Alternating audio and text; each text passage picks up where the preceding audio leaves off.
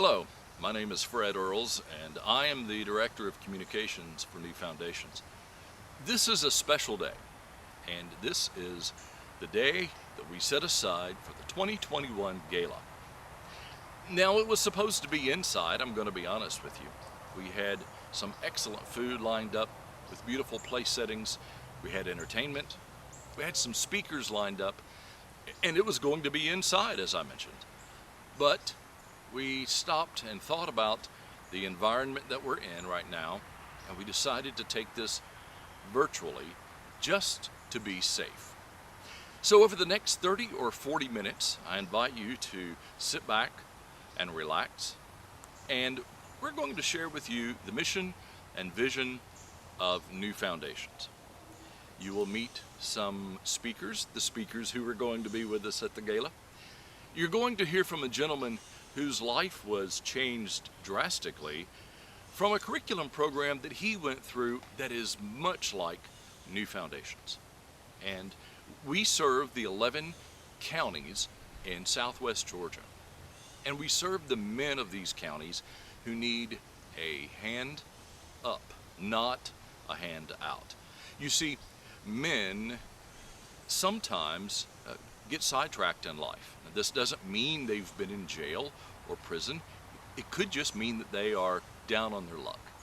And it is the goal of New Foundations to help these men in a multi-year curriculum to become men who are confident in themselves, who have a way to support their families, who can better communicate with their families. And all of this is taught through the curriculum program at New Foundations. Now, one key piece of the program here at New Foundations is what we call the Transition Center. And every man needs a place to stay, a place to rest, to lay his head at night.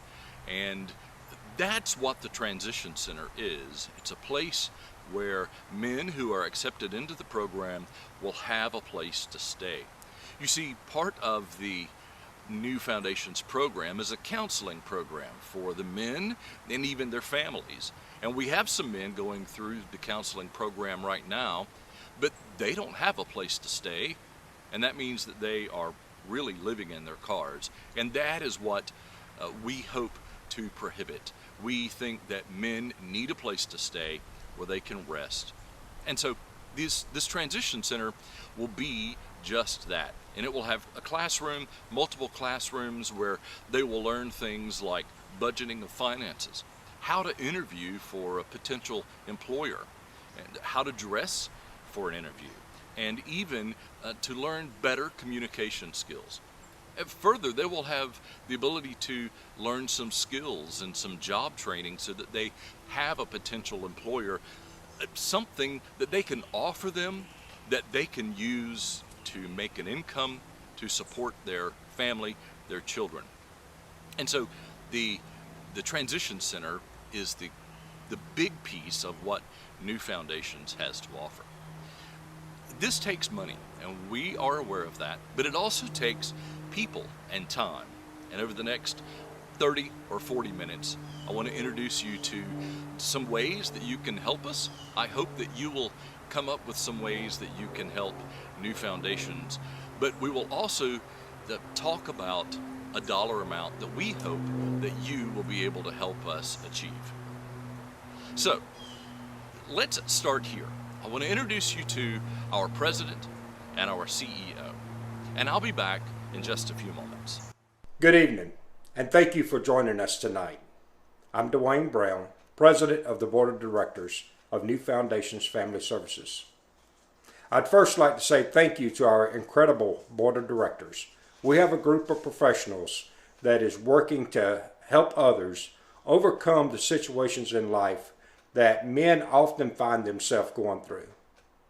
I have found that men will move mountains to keep their self-respect, to be able to serve their families, to be able to provide for their families, and love others in the role that God has given us to be able to be providers and be leaders in our families and in our communities.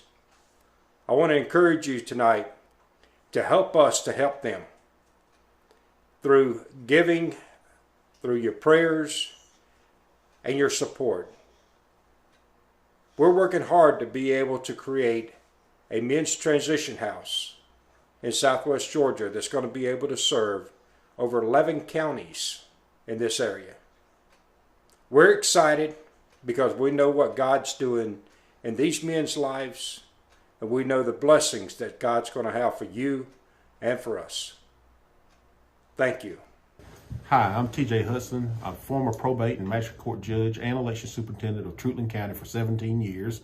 I'm running for Georgia Secretary of State. Serving our community and state is very important to me. I believe it is important to encourage others to serve as well. That's why I'm here with Dwane and Sharon Brown and New Foundations Family Services Incorporated, a Georgia 501c3 nonprofit organization. Good evening. I'm Dr. Sharon Sermons Brown, founder and CEO of New Foundations Family Services.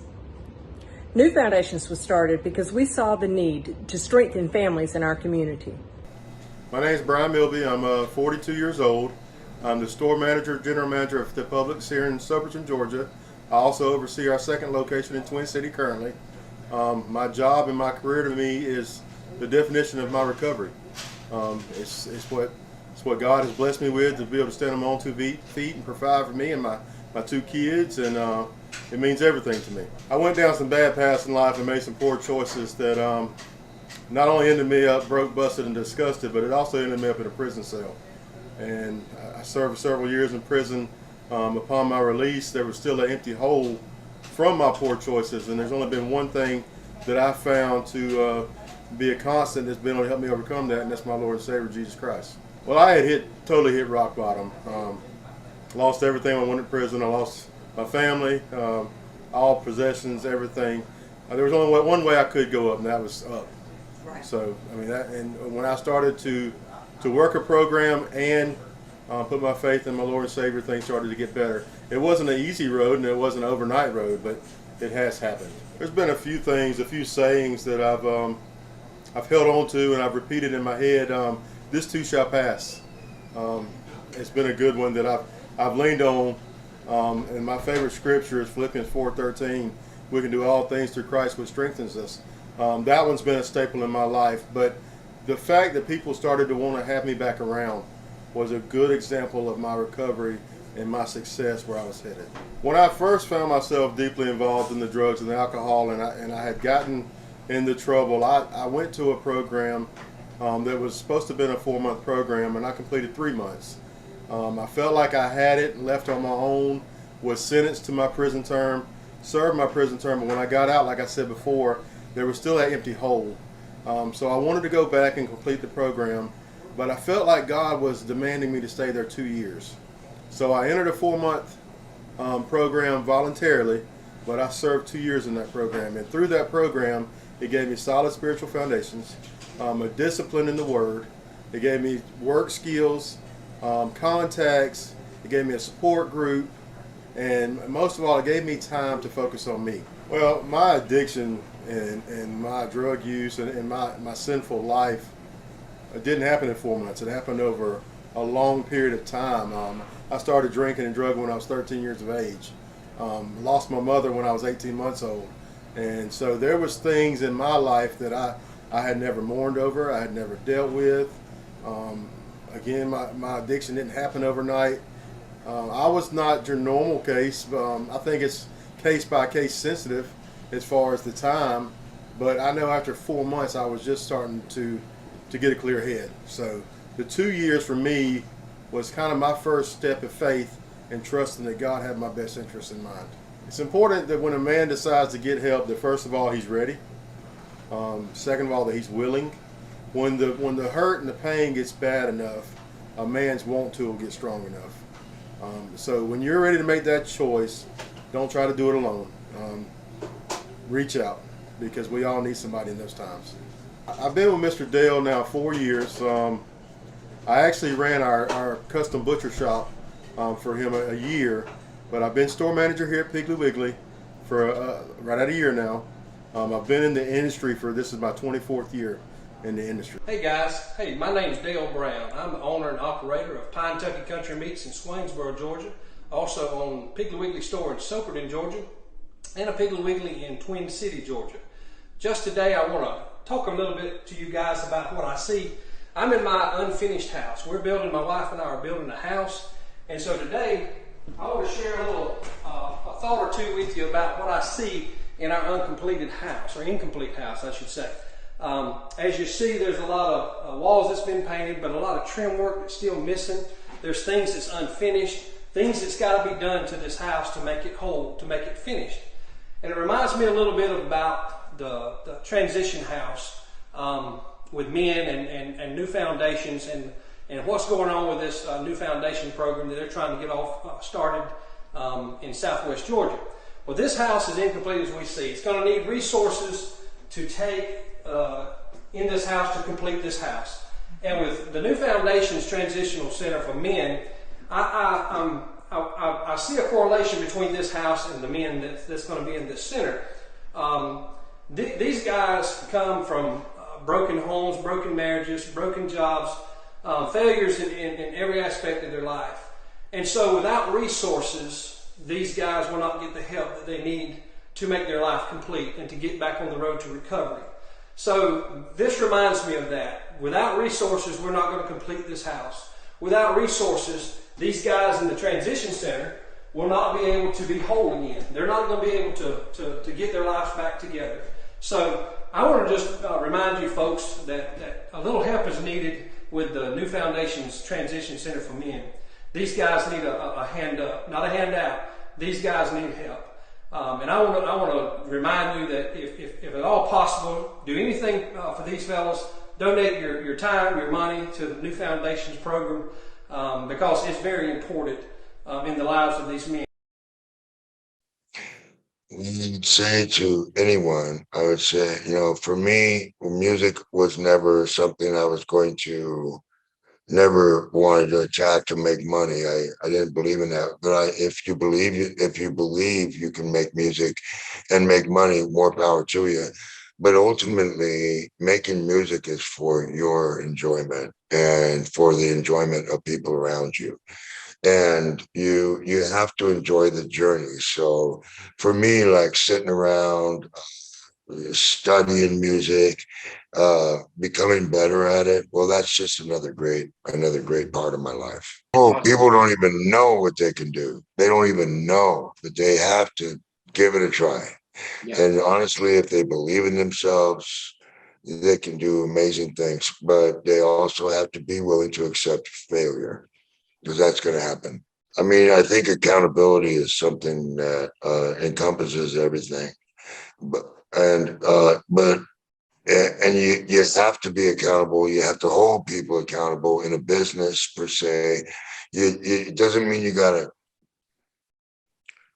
hate on anybody. It means that, people have to follow the rules, if you will, of whatever is going on. It's accountability is not a bad word. Okay. And humility is the first step toward accountability, in my opinion, because what you do, in my case, humility was like, I don't need to prove anything to anyone. I'm just going to be, the best I can be. And I'm okay with that, but the problem is always like, how do you get to the point where you are okay with yourself? For me, I got to that point when I was 38 years old. Okay. So hopefully other people get there a lot sooner than that. But when I got to that, I didn't really get to that point until I had humility. When I started going, wow, I've suffered enough. I don't have to be somebody I'm not. I'm just me. And there's nobody in this world that I would look at and say, you're not good enough just to be you. You know what I mean? That's what it took me. It took me 38 years old just to feel like I was good enough just to be me and not have to prove anything, and so on and so forth. So humility is just being real. And if you can get to the point where you're just real, everything else kind of works. You know what I mean? Because you're going to have problems. You're going to have failures. You're going to have people who don't like you. You're going to have this and that.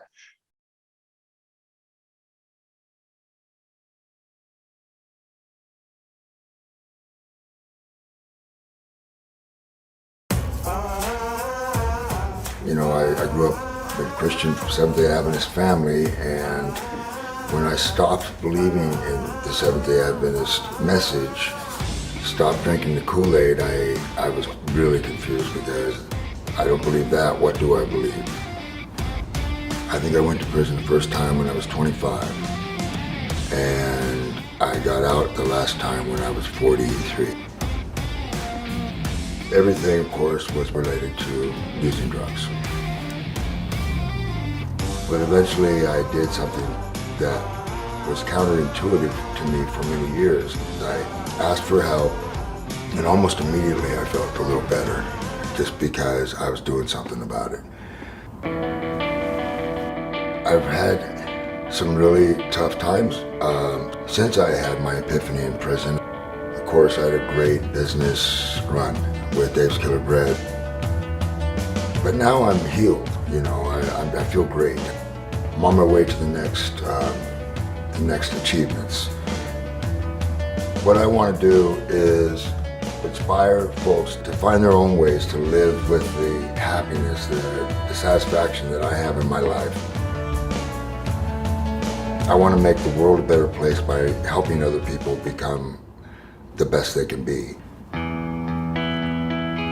There's a structure to transformation and overcoming and becoming successful. You have to remain true to certain principles for this to happen. The most valuable thing I learned behind bars was humility, and discovering humility and the power of humility, of being just exactly who I am and being okay with it. That's acceptance. The Serenity Prayer says it better than I can. God grant me the serenity to accept the things I cannot change, the courage to change the things I can, and the wisdom to know the difference. Accepting my own weaknesses gave me courage. I was like, for the first time in my life, I am looking at my life exactly as it is. I was no longer dwelling on anything negative. I was like, well, if I can't fix that weakness, then that's the way it is. But if I can fix it, then I'm going to fix it, you know, and what's it going to take? Then I started taking risks. They were calculated risks in a positive direction.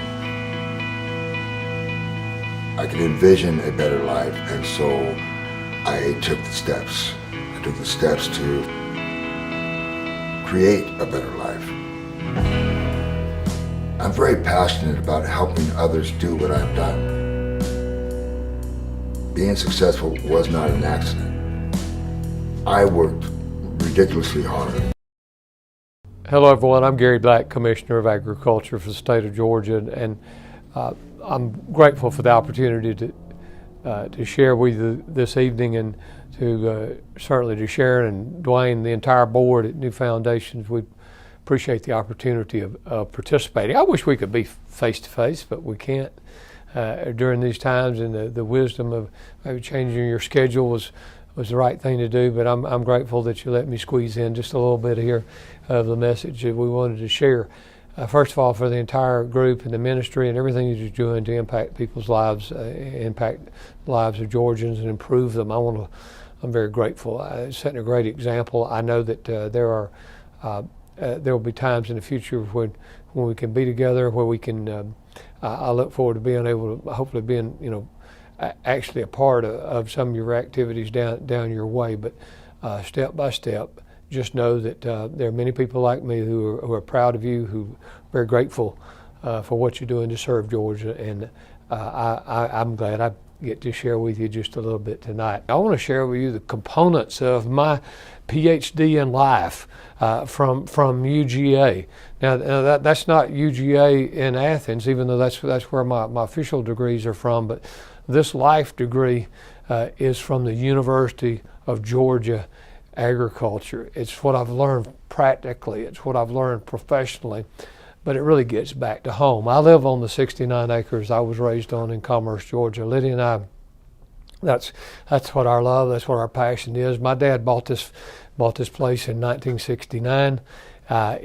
We moved back in 1993, had an opportunity to raise our children there, and we have a dear respect and love for the land. There are things that I have learned practically that I believe have contributed to a PhD in life, that I think it's actually available to all of us. Sometimes it might be sports, sometimes it might be other type of disciplined activities that actually can impart these same lessons to us. But I kind of look at it through the agricultural lens. That's the way I'm wired. And I hope that this might be a seed, if you don't mind using that analogy too, of that I can plant with someone tonight that will make a difference as we move forward, because I know that's what you're about, is about making the difference in the lives of people. My first lesson comes to this in my PhD for life, is just, and what agriculture has taught me is simply this. You know what? I own the property that I have, that I live on. I own my farm. It was an original family place. We've added to it a couple of times because we've been fortunate enough to do that. Part of it is absolutely Lydia's farm. We share it all, but those 18.9 acres, that's when she started teaching school again, and we were able to acquire some neighboring to put our place together. But we dearly love it. We're thankful. We've worked hard for everything that we have, but you know what? Even though we have the with that ownership comes great responsibility. And lesson number one is that, folks, we may own our property, we may own the precious land that we live on, but guess what? Our biggest responsibility is we're actually borrowing it from future generations, and there's great responsibility that comes from that. I've learned a lot from that. Just saying, look, I'm thankful. This is my pursuit of happiness, is exactly what the founders had in mind when they say that they're the right to own property. That's our little pursuit of happiness in Jackson County. But we're really only borrowing it for the next generation. And that ought to change the way we look at everything, and I think it does for me and my family. Second lesson is, I know that my family is strengthened by the stewardship of that land, because what we do as a family. We come alongside to do the work, to enjoy the benefits that come along with our farm experience, the highs and the lows, the ups and the downs, the good and the bad. We come together and we serve that as a family. So in my PhD, I've learned that agriculture will teach you quite a bit about family. And isn't that what we need more in America? Isn't that what we need more in Georgia? And I'm certainly, those are the kinds of things that you're trying to develop within the New Foundation family, is that's how we build better. We've got to build better communities, a better state, and a better nation. And we do so through the family. And I've just been blessed that agriculture has helped bring my family together. You know what? I know these things. And when I say I know these things, let me go back to it just as a producer, as a farmer. And I think you'll find all the farmers in and around your area, they know how to do their job. They're not afraid to experiment. They will, from time to time, try things. But you know what? It comes back oftentimes to the things that they know. And they know these core principles work. That's why these 12 steps and these 12 lessons to me are so important. But the third one is just this, that I know that our boundaries are important. Our boundaries are definite. Where our property line is what I'm responsible for. I have to be a good neighbor, absolutely. Does this transcend into some other things we're seeing, perhaps as a country and a state, and understanding the strength of our border? That's a whole nother discussion we could talk about probably for an hour and a half. But just knowing that there are boundaries. Aren't there boundaries for our families? Aren't there boundaries for children? We establish those in a responsible society, absolutely. But I've learned very quickly that I still have some of the ancient land markers made of granite that are on corners of my property that were put down generations ago. And that teaches a little bit about our heritage, but it also reinforces that importance of respect of the land, respect for the boundary, respect for neighbors. And that's a great lesson that I've learned. Number 4, this may be a little agriculturally wonky or too much, but there were some producers in the room, and I know you're going to understand this, and I hope you'll understand my pride when I communicate it to you, because I know the importance of soil health. I mean, you have to invest in it.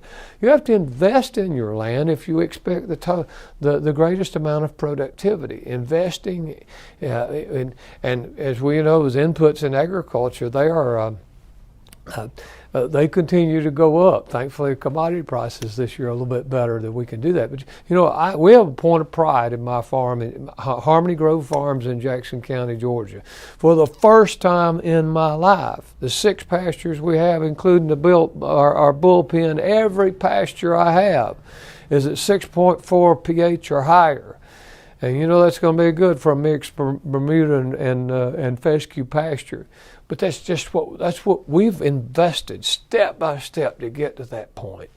And that's what we've got to do. If we want to lay the field, whether it's our family, our career, whatever it is, investing in soil health, investing in the land, there's a great lesson that comes from that, because it pays dividends time and time again. I know this too, it kind of goes along with soil health, and I don't know about you, but I know that weeds, they cut into productivity. I hate a weed, and we fight them at our place all the time. Are we winning? Yeah, we're much further along than we used to be. And actually, early this morning, as I was checking calves before coming to Atlanta today, I saw the results of us, being able to control weeds on our fence line and those kind of things. We're doing that, doing it responsibly, doing it the right way. But folks, I suppose this could get real personal very quickly. I suppose all of us have weeds in our life. They rob us. They rob us of nutrients. They rob us of moisture. They rob us of productivity. And there's some self-examination that I know I can do, perhaps all of us can do, but it's a lesson in the PhD of life taught by UGA, the University of Georgia Agriculture. To me, it's just simply this. We need to I want to rid my pasture of weeds, but there's a personal introspectively there that I want to rid them from my life too. And I think I'm sure that's what this ministry is all about, and what you're assisting folks in doing. So let's be as productive as possible. The best way to start is to get rid of the weeds. I know this too. And we take different control measures for this. Predators, I know that predators are dangerous. We guard against them. Now, I'll tell you this: the last predator who met his demise on my farm was a coyote. That is, and we're particularly concerned about that during calving season, which we're right in the middle of that. Those are terrible things. They are not welcome at my place. Matter of fact, the last one I exterminated and removed was from 250 yards away in my barn. Now, before my head gets too big, I have to admit that I missed him from 75 yards. But I reached out and touched him from 250 yards, and that's what. But ladies and gentlemen, they're predators all around us. We've got to guard against them. We should guard against them as a nation. Should guard against them within our families, because there's great harm can come from a predator. Maybe different things to different people, but a predator is something we should work against. I know this too, that and every producer will know this. You know what? Equipment that is properly maintained is always available for us to use.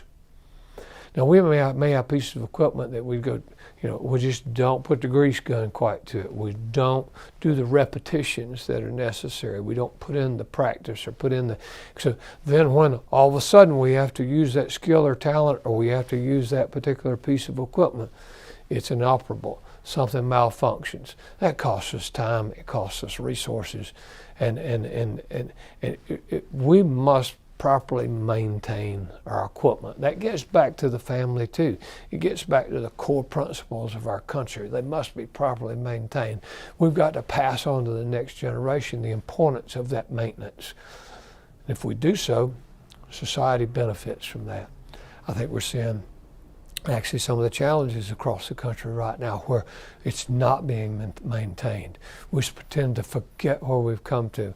Oh yeah, that nice little thing called the Constitution is over there. But if we don't keep it greased, we don't keep relating that information on to the next generation, we're just one generation away from that being lost. And it's time that we properly maintain it. We do on my farm. I wish I was better at that because I still catch myself shorthanded on some things like that. Got a new shed going up this month that's going to help us help in that regard to get some equipment out of the weather. But let's keep our equipment properly maintained. I know it'll be a benefit to us. You know what? During calving season, which is what's happening at my house right now. Now I know we have a great every morning an opportunity to be retrained and reminded of the value of every life. I had a little bull calf born 10 days ago. He is going to get right now, because I saw him this morning, he's going to get the award for resiliency and tenacity, and once his and within his little mind the will to live came alive, then I don't think anything's going to stop him now. We had real problems the first week. It's a registered semi-tall calf. It's a bull calf that could wind up being a bull test. I'm looking forward to that. I hope so. I hope we can recover him. But here, I had to drench him. I think we drenched him 3 times just to get enough electrolytes in him. Just simply those first couple of days, the will to live was not there. The boy came alongside, had some insect problems, had lots of different things, and then just last weekend, he finds himself in a mud bog up to his flanks. And it's just a small place, but he literally was in a cartoon quicksand. And it took my son and Lydia rescued him from that. I saw him more. Everything's great. This morning he's great. He's bright as can be, catching up with everybody else, and I hope we're going to do. But folks, that appreciation for life, that's one lesson that comes from agriculture. I will tell you this, I believe we could solve many of the problems in America if every student in America was a basic part of their education, they were required to care for something else that is living. If we could, even if it was a plant, if it was a goldfish, there's a life that is dependent upon me, my personal responsibility, work ethic, the things that go with that. I don't know if we're going to solve that issue tonight, but what I do know is in my PhD of life that's come from the University of Georgia Agriculture, I get a dose of reminding the value of and precious nature of every life during this time at our farm. And I hope those things mean something to you. There are things that go along with cattle that I think apply to life too.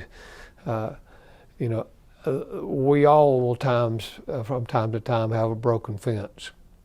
We'll all from time to time have an inoperable gate. Those physical things on our farm they have to be fixed. We have to fix fences. That's how you. I've got 2 places right now where I've got a tree down on top wire that have to be fixed this weekend. That's what keeps everybody where they're supposed to be. It does help keep those predators we just talked about keeping them out. But I tell you what, it's taking pride in where you live. It's been keeping things as they should be. I don't know what fences you have in your life that need to be fixed. I've got physical ones. Sometimes I have those in my very being that have to be fixed. That's what we've got to do as good citizens within our state and nation, our church, our family. I hope you'll be on the fence mending business after this presentation. I know that even when working cattle, that success and motivation do not always rely upon a heightened decibel level of the voice. Now that is something that's very difficult for me. When I'm pretty calm. I'm not shouting at you today. I think I'm probably coming to call pretty calm. There's a switch goes on with me in the cow pen. It may for some of you. It shouldn't be. Never contributes to success. That's one thing I'm working on. But in life, I think that transcends over into in life PhD. You know what? We're not going to solve problems with the decibel level of our voice. We're not going to solve problems with this country with the decibel level of our digital voice either. This is a very useful device. It is a very dangerous device. When we choose a heightened decibel level to speak to one another in tones and in words that we would not ever dare say to each other face to face, but we might in social media feel the keyboard courage to do so. We ought to lower our decibel level, lower it within our families, lower it within our country, come together, try to work those problems out. We're going to have differences, no doubt about that, but I don't think you solve them just simply with a decibel level of our voice. I know that success requires doing all of the above and more, but guess what? You know what? We have to do it when it's hot, when it's cold. We have to do it when it's wet. We pray about it when it's dry. We do it at nighttime. We do it in morning time. We do it on holidays. And I think for a lot of these problems that we've talked about today, most of them have to be done pretty much at an inconvenient time. There are many of these that are done on my farm at times when it seems like it's least convenient. But guess what? That's where discipline comes in. When we're disciplined and we do these things together, good things are the result.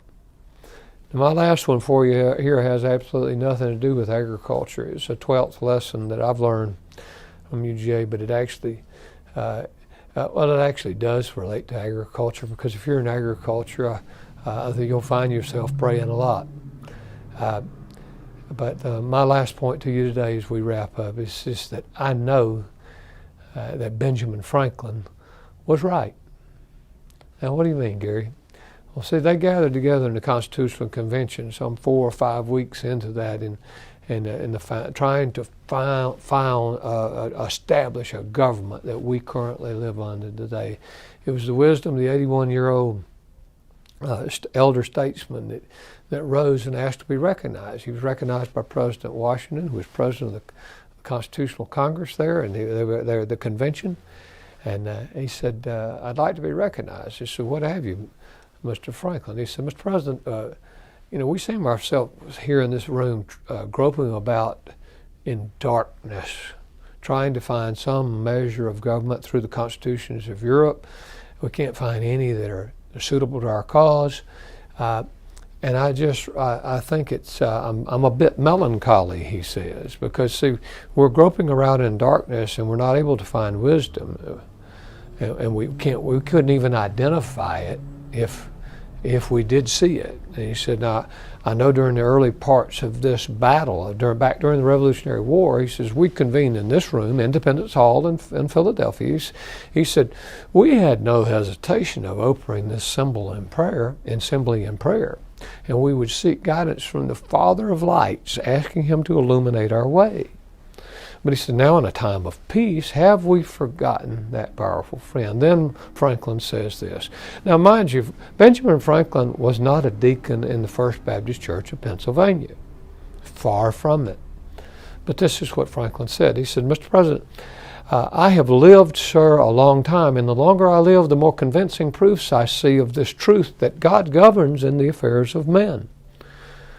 And if a sparrow cannot fall to the ground without his notice, is it probable that an empire could rise without his aid? We've been assured, sir, in the sacred writings that except the Lord build the house, they labor in vain that build it. Then Franklin said, I firmly believe this. And I also believe that without his concurring aid, we shall succeed in this political building no better than the builders of Babel. We shall be divided by our little partial local interests.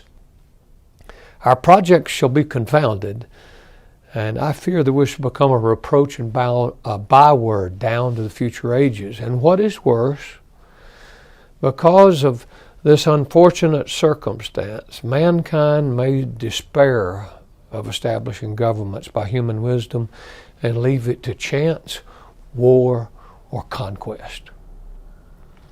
And he sat down. Now, his call was for prayer for that group. Now, Alexander Hamilton mocked him. We think the disturbances we see today are new. The struggle for liberty has always been there. It's always been contentious. Alexander Hamilton mocked Franklin. Then they got into a discussion. I don't think maybe it's a really good idea that we have prayer before, but we don't have enough money to pay a preacher. Literally, that's what they said. To formally invite a minister in, we don't have enough money. So they argued back and forth. Anyway, they finally settled that was a good idea. I guess they passed the hat, took up a collection, got a pastor in, and been praying before the Congress ever since, up until today. That's a part of our history. That is our heritage. But I've learned that not just through my PhD of life in agriculture, but it's what I've learned as a part of life of just of being a Georgian and American. It's what we must desperately return to. May I leave you with that challenge. Heed the words of Franklin. Ladies and gentlemen, it's a pleasure to be with you.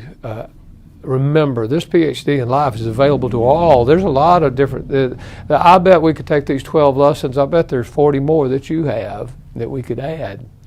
And you could take these and maybe rewrite them into whatever your experiences would be, but I bet you this, I bet we can all agree. If we could take these lessons, we could gain that degree. That's going to be a better state and a better country for all of us. To the entire staff at New Foundations, thank you again for for the opportunity to share with you. Thank you for what you're doing to impact lives of Georgians. May God continue to bless you in your work. Now, we have a special guest, and it is my honor, my privilege to introduce to you the governor of the state of Georgia, Brian Kemp. Good evening. This is Governor Brian Kemp. I'm sorry I can't join you in person, but I wanted to take a moment to welcome you and thank New Foundations for their great work on behalf of their fellow Georgians.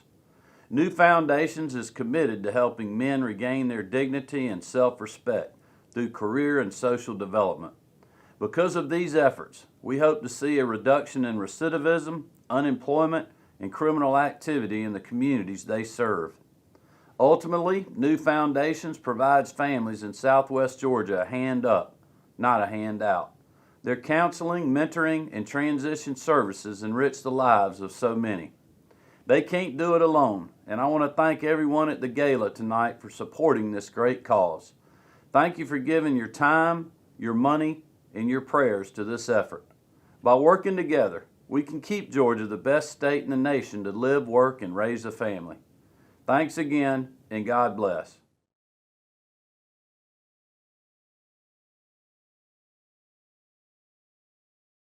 Thank you, Governor Kemp. Thank you for supporting New Foundations in our transition house as we work to help change the lives of men here in South Georgia.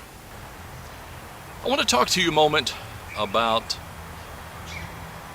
time that you can give us. I hope by now that you've seen the need and you have thought of some ways that you can help New Foundations reach the men and their families who need a hand up in life, not a handout. This takes money, and we're aware of that.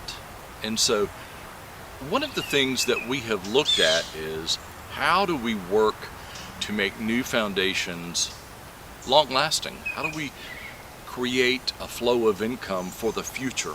And so one of the things that we have already put into the plan is, well, basically it's a farm, and the men in our program will be able to learn skills of farming, of cultivating fruits and vegetables, raising these plants, and then selling the fruits and vegetables that we are able to raise.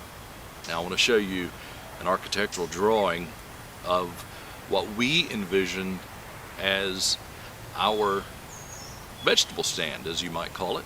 Yeah, however, it's not really a vegetable stand. It is a beautiful building that we are planning in the near future that will allow men to work and sell the fruits and vegetables that we have raised on our own property here in southern Georgia. And well, I want you to take a look at this picture here. Something that our community can be proud of, something that the men in our program will learn confidence and competence, and learn how to interact with people, learn how to sell our fruits and vegetables, and we hope that this will create an income stream in the future that will make New Foundations self-supporting in the years to come. However, today, that is not here. We don't have a farm that's growing fruits and vegetables yet. We don't have the facility to sell fruits and vegetables if we had them. And the first piece that we need is our transition center. Now, I'm going to give you a number, and I want you to picture men who will be able to sleep at night, who will be able to rest, who will have classrooms where they can meet with mentors, that will have a facility that will have mentors staying in the transition center with the men in our multi-year program. And so here's what we need. We need $200,000.